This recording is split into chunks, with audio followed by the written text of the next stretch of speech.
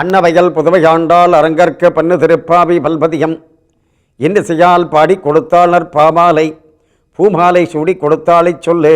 இன்று மார்கழி 16ஆம் தேதி.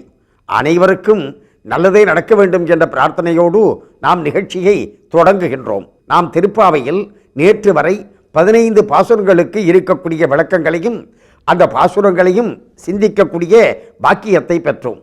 இன்றைக்கு 16வது பாசுரம், அதாவது 6வது பாசுரம் தொடங்கி 15வது பாசுரம் வரையில் அப்படியே தோழிமார்கள் அனைவரையும் அழைத்து கொண்டு அந்த பாவை நோன்பு நோக்கக்கூடிய அந்த பாவை விரதம் கடைபிடிக்கக்கூடிய அந்த பெண்ணானவள் யார்? நம்முடைய ஆண்டாள் நாச்சியார் அனைவரையும் அழைத்து கொண்டு கண்ணனுடைய கருணையை பெறுவதற்காக அப்படி கண்ணனுடைய திருமாளிகைக்கு, அதாவது அந்த நந்தகோபருடைய அரண்மனைக்கு செல்கின்றார்கள். அப்படி நந்தகோபருடைய அரண்மனைக்கு செல்கின்ற நேரத்தில் அங்கு வாயில் காத்து கொண்டிருக்கக்கூடிய அந்த காவலாளியை பார்த்து இவர்கள் நாயகனாய் நின்ற நந்தகோபனுடைய வாயில் காப்போனே, கொடி தோன்றும் தோரண வாசல் காப்போனே என்று அவனை முதலில் அழைத்து அவன் அனுமதியை பெற்று அப்படி உள்ளே செல்வதற்காக என்று இருக்கக்கூடிய அற்புதமான பாசுரம். ஆனால் இந்த பாசுரத்தில் ஏராளமான ஆன்மீக செய்திகள் நமக்கு கிடைக்கின்றன. அதோடு மட்டுமல்லாமல் சமுதாயத்திற்கு தேவையாக இருக்கக்கூடிய செய்திகளும். கண்ணபிரான் இவர்களுக்கு முன்பே வாக்குறுதி கொடுத்திருந்தான். யாருக்கு? இந்த ஆயர் சிறுமியர்களுக்கு நான் உங்களுக்கு அருள் செய்கின்றேன் என்று. அந்த கண்ணனுக்கு இவர்கள் தெரிந்தவர்கள், கண்ணன் இவர்களுக்கு வேண்டியவன். அப்படி இருக்கின்ற பொழுது இந்த இடத்தில் வந்து அவர்கள் எவ்வளவு பணிவாக அந்த வாயில் காப்போனை பார்த்து நாயகனாய் நின்ற நந்தகோபனுடைய வாயில் காப்போனே என்று அந்த வாயில் காவல் காக்கக்கூடியவனை பார்த்து அப்படி அன்பாக பணிவாக வேண்டுதல் வைக்கின்றார்கள். அதாவது நந்தகோபருடைய வாயில் காப்போனே, நந்தகோபருடைய கோயில் காப்போனே என்றெல்லாம் அப்படி சொல்வதற்கு என்ன காரணம்? கோ என்று சொன்னால் அரசன் என்ற பொருள், கோயில் என்று சொன்னால் அரண்மனை. இப்ப அந்த அரண்மனைக்கு காவலாக இருக்கக்கூடியவனை பார்த்து இவர்கள் இப்படி ஆரம்பிக்கின்றார்கள். அப்படி ஆரம்பித்து பேசுகின்ற நேரத்தில் அவன் என்ன அதிகாலை நேரத்தில் வந்து யார் நீங்கள் இப்படி தொந்தரவு செய்வது என்று சொன்னவுடனே நாங்கள் அந்த இறைவனை துயிலிட பாடுவதற்காக வந்திருக்கின்றோம், அவனை எழுப்பி இப்பொழுது அவனுடைய கருணையை பெறுவதற்காக வந்திருக்கின்றோம். அவன் எங்களுக்கு முன்பே வாக்குறுதி கொடுத்திருக்கின்றான். நென்னலே வாய் நேர்ந்தான் மாயன் மணிவண்ணன், நென்னலே வாய் நேர்ந்தான். அவன் முன்பே எங்களுக்கு வாக்குறுதி கொடுத்திருந்தான். அவன் வாக்குறுதி கொடுத்தது இருக்கட்டும், நீங்கள் யார்? நீங்கள் நாங்கள் ஆயர் சிறுமியரும், அதாவது ஆயர் குலத்தை சார்ந்த இந்த ஆயர்பாடியை சார்ந்த சிறுமியர்கள் நாங்கள் ஆயர் சிறுமியர் தூயோமாய் வந்தோம். நாங்கள் தூய்மையான உள்ளத்தோடு வந்திருக்கின்றோம். எங்கள் உள்ளத்திற்குள்ளே எந்த விதமான மாறுபட்ட எண்ணங்களும் கிடையாது. தூயோமாய் வந்தோம் துயிலிட பாடுவான்.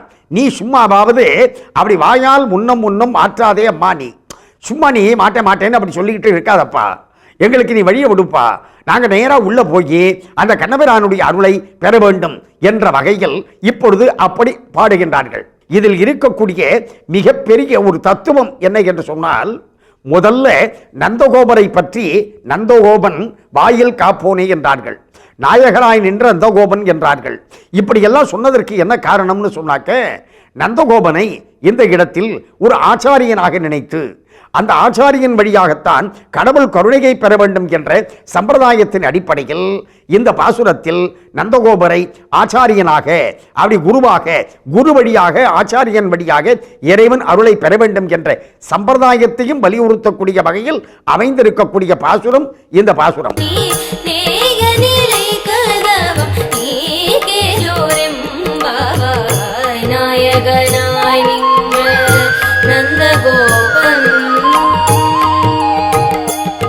அந்த சிவபெருமானை வணங்க வேண்டும் என்பது நம்முடைய மரபு என்ற கருத்தின் அடிப்படையில் நாம் இப்பொழுது அந்த சிவனை இப்பொழுது ஒரு பக்தி பாடலோடு தரிசிப்போம். வாருங்கள். ஓம் நம சிவாய, ஓம் சிவாய நமஹ, நமோ நமः.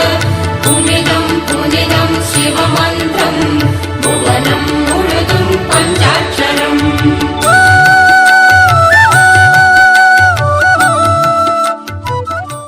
நாம் இன்றைக்கு மாணிக்கவாசக சுவாமிகள் அருளி செய்திருக்கக்கூடிய திருவம்பாவையில் 16வது பாடலை சிந்திக்க இருக்கின்றோம்.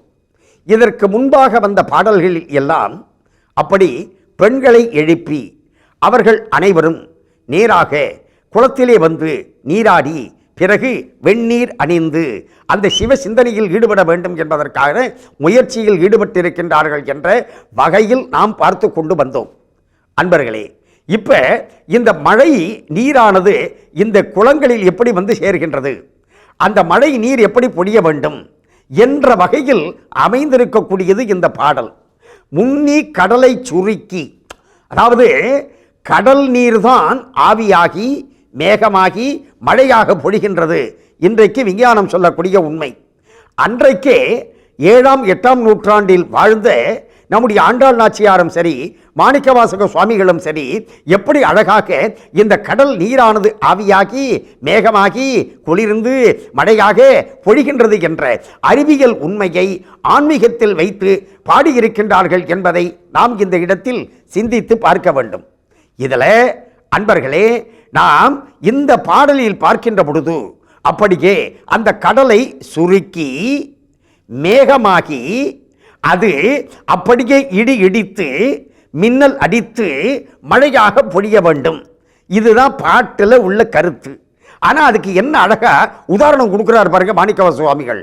எப்படி என்று சொன்னால், என் அம்மை இருக்கின்றாளே உமை அம்பிகை, அந்த அம்பிகையினுடைய திருமேனியானது கருப்பு, அந்த கருமை நிறத்தை போல மேகம். அடுத்து அவளுடைய இடுப்பு இருக்கின்றது, அது ஒரு மின்னலை போல, அந்த மின்னல் எப்படி தோன்றி வரைகின்றது அதை போல அந்த கொடி இடை என்று அதை போல் மின்னல். அடுத்ததாக அந்த அம்பிகையானவள் தன்னுடைய கால்களில் அணிந்து கொண்டிருக்கின்றாள் அல்லவா சிலம்பு, அந்த சிலம்பானது எப்படி ஒலிக்குமோ அதை போல் இடி இடித்து மழை பொழிய வேண்டும். அப்படி மழை பொழிய வேண்டும் என்று சொல்கின்ற நேரத்தில் இந்த பாடலிலும் அம்பாளுடைய பெருமையை அப்படி வலியுறுத்துகின்ற வகையில் மாணிக்கவாசக சுவாமிகள் அற்புதமாக சொல்கின்றார்.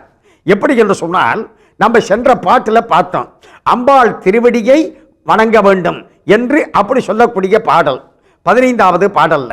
இந்த 16வது பாட்டில் பார்த்தீங்கன்னு சொன்னாக்க அம்பிகை உயிர்கூட்டங்களுக்கு ஜீவாத்மாக்களுக்கு எப்படி அருள் செய்கின்றாள் என்ற கருத்தை சொல்ல வருகின்றார். எப்படி என்று சொன்னால், அன்பர்க்கு முன்னி அவள் இன்னொரு சுரப்பதை போல அப்படி மேகத்தை முந்தை கொண்டு மழையானது பொழிய வேண்டும் என்று.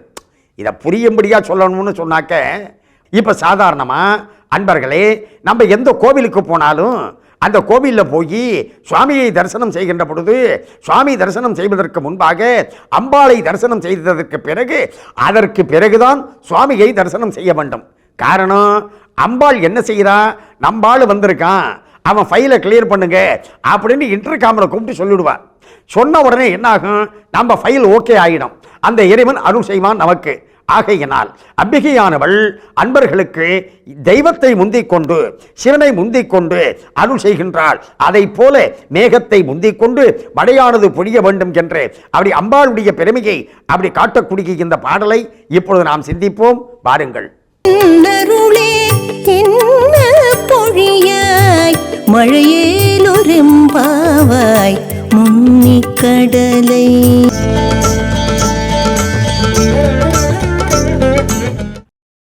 இன்னும் பல வீடியோக்களை காண சன் லைஃப் சேனலை சப்ஸ்கிரைப் பண்ணுங்க.